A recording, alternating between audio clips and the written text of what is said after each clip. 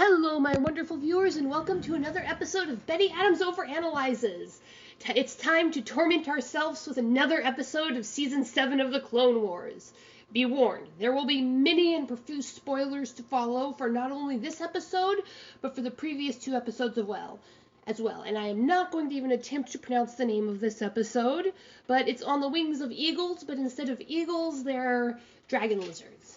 So, Episode 3 is a delightful bundle of classic Star Wars tropes and high science fantasy.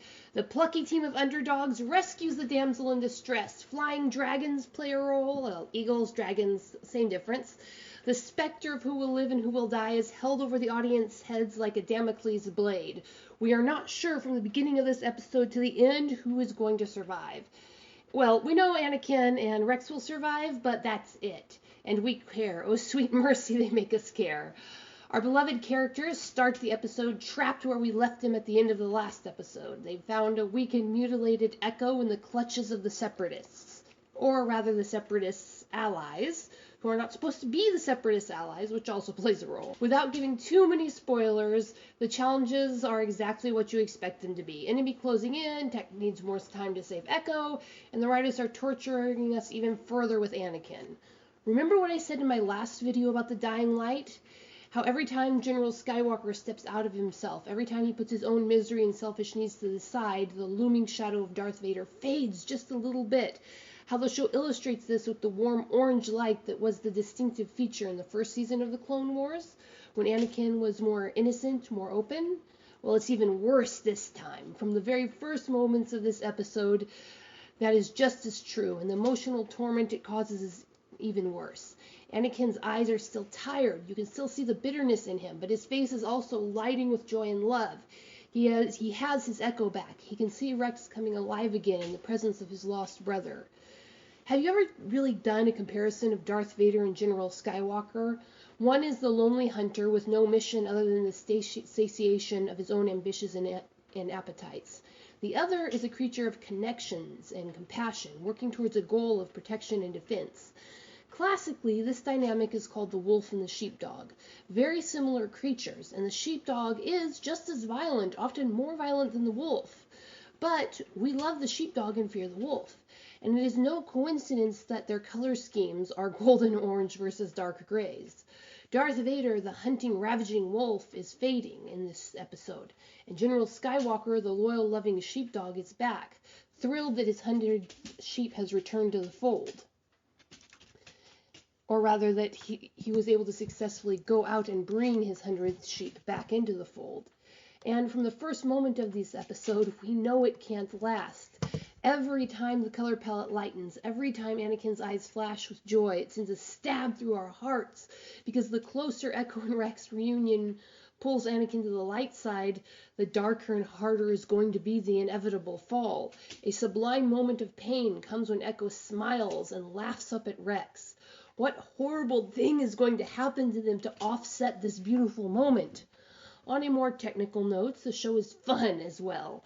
We get to see several new droids, probably because the faction holding Echo is supposedly neutral and therefore does not have access to the manufacturing plants of the Separatist army. The walkers in particular are a very menacing threat, and even the new foot soldier droids are more intimidating than the usual clankers. And let's take this moment to note a few homages. There's the obvious one of Tolkien's eagles, but these walkers, they are clear and direct homages to the tripods from War of the Worlds.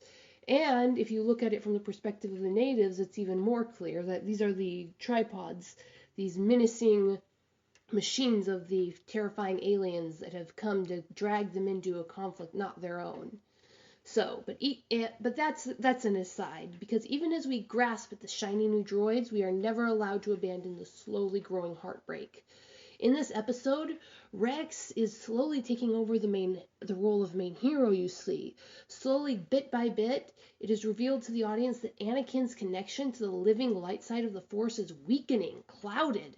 Feats of Force use that should have been easy for him, things that have been canon as the easiest to master of the light side skills for decades, connections with animals, connections to nature, threat detection, awareness of the location of your allies, the ability to convince people to be friendly to you.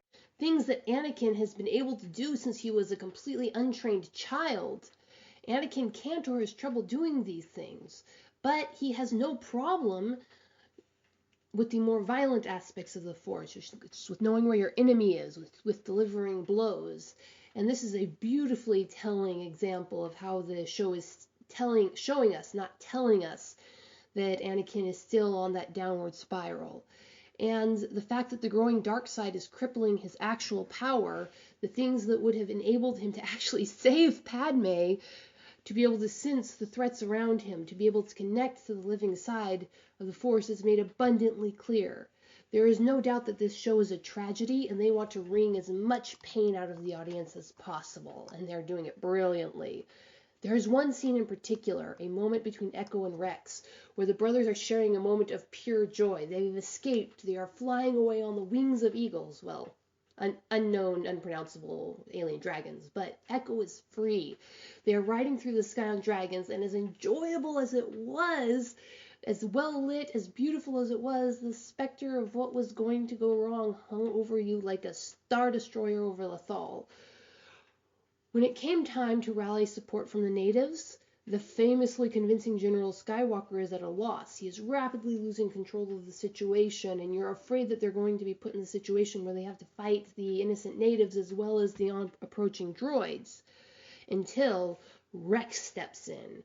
Rex steps in with words and compassion, able to see through his simple human compassion the best way to connect to these aliens when Anakin's famous Force sensitivity fails.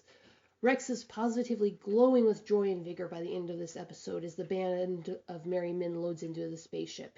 He has successfully rescued his brother. He has secured another ally for the Jedi and the natives of this planet. And as far as he knows, that's all is fine and dandy. He isn't sensing Anakin's fall. He has just complete faith in his General Skywalker. And then, with 4 words, he clinches the dread that the audience is feeling, taking us from the emotional high of the final victory and the safety of the village and the rescue of Echo, down to the cold reality that Anakin is rapidly approaching his descent to Darth Vader. Everything is going to go crazy, and the clones are going to mass murder the Jedi. And how does he do this? Just like old times, he says. Innocent words, but against the backdrop of what we know is coming, terrible. I won't spoil the final twist at the end, only to say that it makes the fears that plague us from episode 1 more concrete. We've been asking these entire 3 episodes, when is it going to go wrong? When is the tragedy hammer going to fall on Rex? Where is it going to come from? In episode 1, it was, is Echo at the end of this mission? In episode 2, it was, is Echo going to live? Now in episode 3, it takes on a whole other dimension. So, we might talk about that later, but for now I won't reveal the spoilers. So, what do you think, my wonderful viewers? Do you agree with my assessment? Are we headed full tilt for something horrible that will add another layer of explanation and poignancy to Anakin's fall to the dark side? Or perhaps the only other question to ask, because we know the tragedy is coming, will this simply be Rex's story, unrelated to the rise of Darth Vader? I don't think so. Rex has been Anakin's friend for years, for a massive chunk of both their lives. Anakin depends on Rex. This episode made that abundantly clear. It really cemented the relationship of brothers that exists between these two. And you've got to wonder, is Rex going to somehow have to betray Anakin? Or will Anakin think that Rex has betrayed him? Or will Anakin betray Rex? Will Anakin cease being his general, his protector, his commander, in Anakin's blind search for what he thinks will be protection for Padme and the child? What do you think? What do you think? Am I reading far too much into this? Am I overanalyzing it? Leave a comment below if you agree, or leave a comment blasting my decision like a Death Star if you don't. Peace out, my wonderful viewers.